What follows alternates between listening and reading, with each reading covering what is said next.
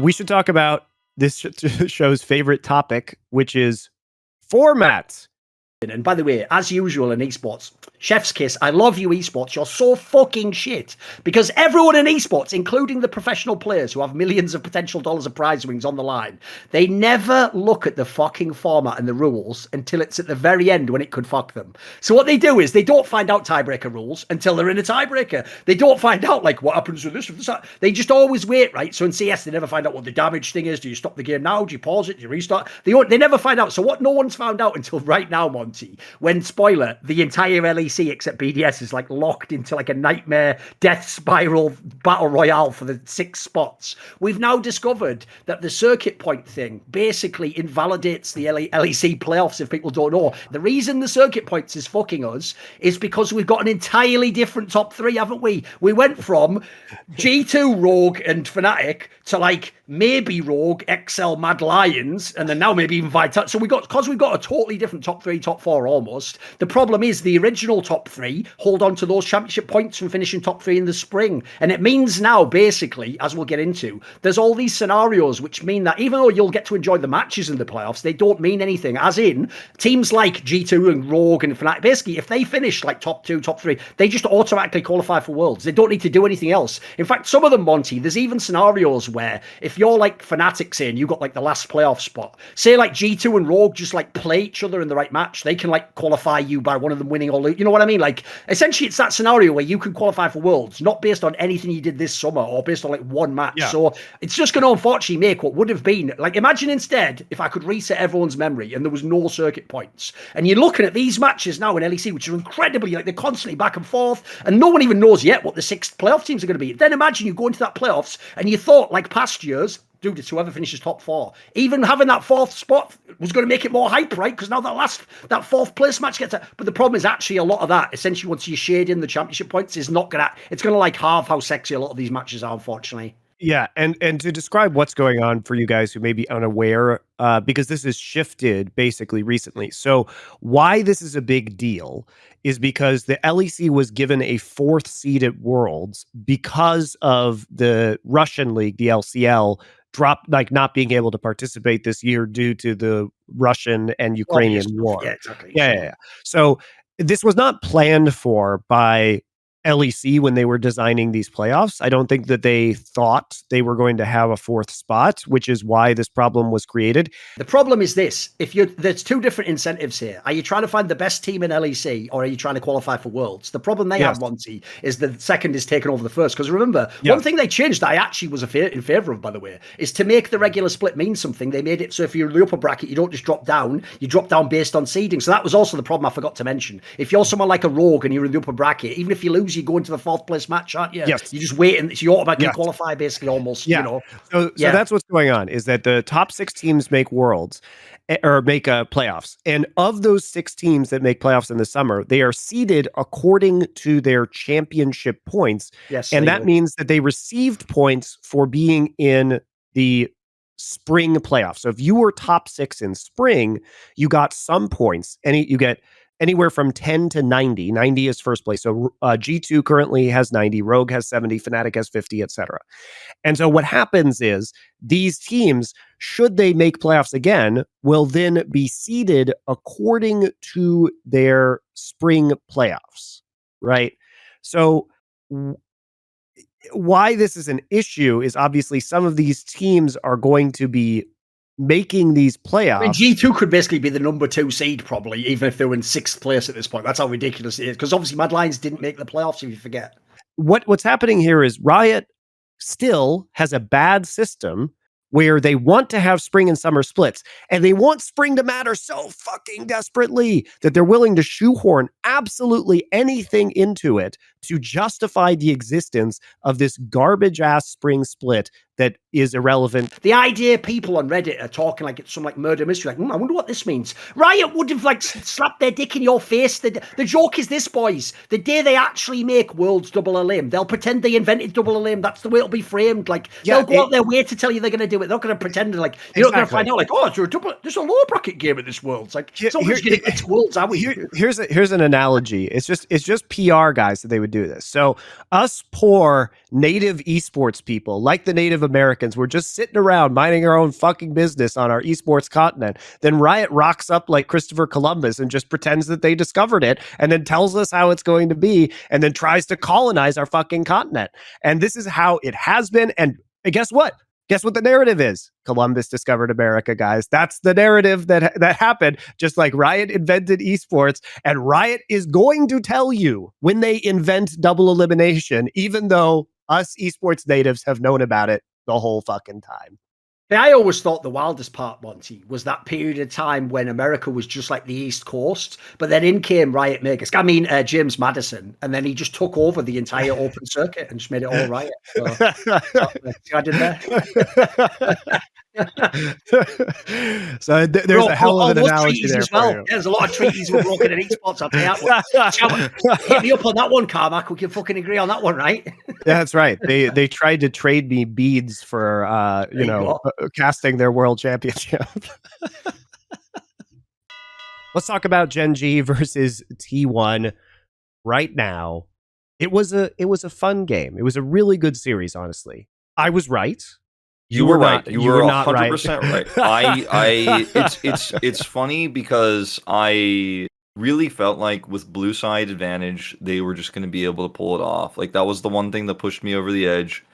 But you were like, okay, I'm going to be frustrated about my Gen.G vote because it's the more correct one, but something inevitably will go wrong. But I won't vote for my feelings. Whereas for me, I kind of, I mean, I gave you my analysis, but there was a small feeling vote. Like my emotions affected my choice. And you know what? This time, like, I was wrong, and Gen.G crossed the finish line very quickly. They lapped T1, and it was a very one-sided series. And it answered the last couple weeks. Gen.G versus T1 and Gen.G versus Damwon Kia have answered some very critical questions for me about Gen.G, which are what happens when Gen.G doesn't have this early lead where they just absolutely like galaxy smash someone and get a 5,000 gold lead at 15 minutes into the game, because we didn't have a lot of evidence that they were capable of engineering methodical comebacks against very good teams. And I think both against Damwon Kia, where they almost did it twice, actually. They almost came back in 2 of those games. They did come back in 1 of them.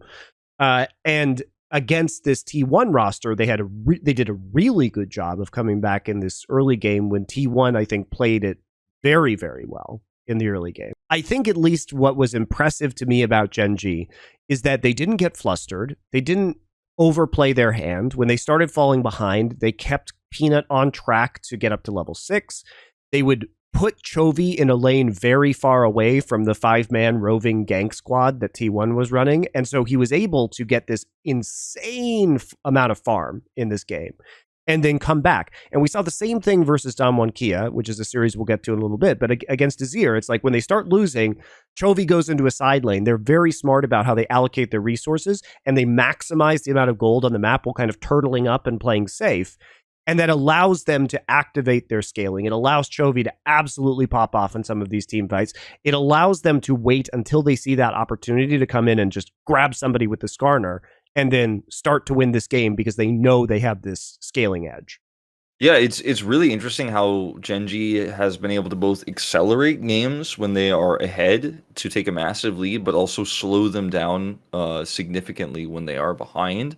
And they do it through side laning. And Chovy is one of the best players in the world, if not the best player in the world, at actually getting that extra farm and side laning without dying. He pushes the envelope, doesn't die, goes somewhere else. He will take all the CS on the map. In that game, while Gen.G was behind, they never forced bad team fights or decided, oh, okay, we're if we don't win this fight, we're gonna lose the game. They just avoided the fights they weren't ready to take. They got the farm up. And then Peanut was like, they'll make a mistake, and I'll be there, and I'll impale them. We know that Chovy is going to lane well. We know that even in lanes that he's playing into a counter, he's doing pretty well. We're seeing Ruler and Lehens pretty much dominate lane most of the time, but even in games where they do not, they make huge impacts in mid-game team fights. Ruler is not forcing fights. His team is not forcing fights around his Zeri when they don't have optimal conditions before he has 3 items online. Like we've seen so many other teams in the LCK go, oh, it's Zeri. Like, what if we just win and get lucky and then get ahead and then lose the game because they decide to fight without any CC for the Zeri, and the Zeri has not even her first Mythic online. Ruler is not doing that. The team is playing around their win conditions, whatever archetype of AD carry he is playing. So, I mean, after watching this series and subsequent T1 series this week, because this is, of course, as you mentioned, the previous week of games, I feel like there's no one right now that I can confidently say can challenge Gen.G in playoffs. At this moment in time, I don't know if Gen.G will drop more than a game or two on their way to picking up an LCK title. Like, I think this is the time. Chovy and Ruler finally getting their LCK trophies. Because the LEC is just full-on musical chairs. It's obviously not now Mad Lions, that's the top team. Like, what's mad is, dude, every single week, I swear, for the last 3 or 4 weeks, Tom, I feel like the first topic's always like, you know that team that was like on that insane streak and they were definitely number 1, I test checked out. Yeah, they've just gone 0-2, Dom. And you know that team that was shit, like in week 3? Yeah, they're the best team in the whole LEC now. Like, it's happened again. Like, Mad Lions 0-2.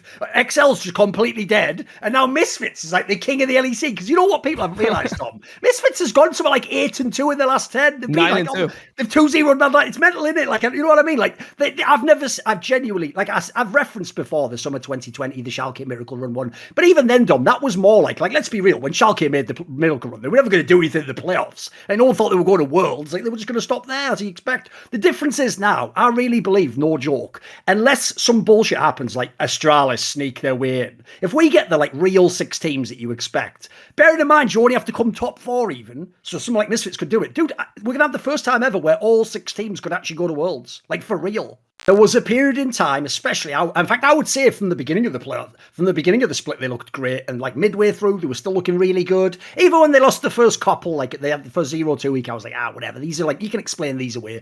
If you actually do look, though, the last few weeks, like this team has just consistently dropped off. And you know that whole angle, which was the narrative we had for this team, which is the problem they has. They don't have like a Vethio. They don't have some fucker where it's like, just give him just like Silas and put Yubi onto him. Like, they don't have a guy that can do that. And you see it in these games, mate, because the sad thing about XL is they do win as a team and they do fucking lose as a team. Like this team's just off the boil completely now, mate. It's actually looking a bit depressing. A few weeks ago when we pointed out Misfits were on the rise, it looked like they had just cynically band-aided their team. As you say, that is just the way you win in League of Legends right now. Like if someone makes this comp, Dom, it just wins right now, right? So we're gonna let's be real, it's just on top. But you could have something. Let's just say on. Could be Nara, obviously. Let's say on top, tank jungle, fucking carry mid laners like Silas or something like that. Fucking Twitch or some dog shit. Zeri is the fucking ADC, and then Enchanter bot laners. Like that's about it. That comp will just win right now. That's just the formula in it.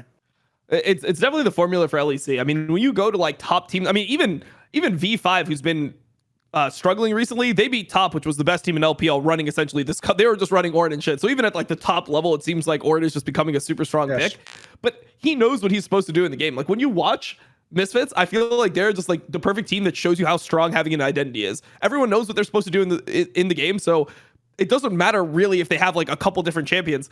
They have a roadmap to what winning a game of League of Legends looks like, and other teams don't really know that. When they're changing so many parts, like if you're going from playing with an Ornn top to then you're playing with a fucking Jace, or you look at Fnatic and then you're playing a Jarvan top, it's like you have all different times in the games where you're going to win. You don't really know which points you win at. It's really up to the laner or the person playing the pick to be able to explain to his team how these champions differ from the other ones they've played and be able to give them the information that they need in order to play around the pick. But it just seems way too hard to do. Like, sure, you can try to get through all these situations by pure communication, but at the end of the day, people actually have to have an idea of how the game is going to go before they start playing it to know how to get through it. And it feels like Misfits, their team just knows how to get through a lot of these games. So I definitely think that they're giving the LEC like a reality check where it's like, this region is not super insane right now. This is like one of the times where there's not a very clear like top 2 teams. Sure, like Mads looked good at times, but there hasn't been that like dominant team that we've had in other seasons. Like last year was Mad Lions, before that was G2 for years. Vitality. Because speaking of teams where, again, the record is too good and you're supposed to say they're one of the best teams in the whole league and they can win the LEC, but as we'll discuss, can they? Because the problem is Vitality has kept it going to some degree. And here's the problem. There are so many markers I do see ticking up. Like, for example, I actually think like the Perks Haru combo works pretty well now, mate. They seem to have actually sort of found like an understanding of when they can invade people and do moves together. Also, by the way, here's here's how you know. Pause history, for fuck's sake. Last episode, I gave Labrob credit for pressing R on Renata. I'm going to give him more credit. Are you ready, Dom? When he actually went mid with fucking Haru and they did that dive in the fucking game against Astralis at level 3 and got the kill under the tower on the cat. That's actually what I've wanted to see the whole time. Now I can see, by the way, why this guy's in the team. Like, he knows how to make plays. He has mechanics. I don't know why it took like a split in a fucking 3 quarters. Yeah, I don't know, but mate, you can see he's obviously got the skills. So like now that Haru's working with perks and they can get into, they're actually looking like a team. This team's really changed the identity.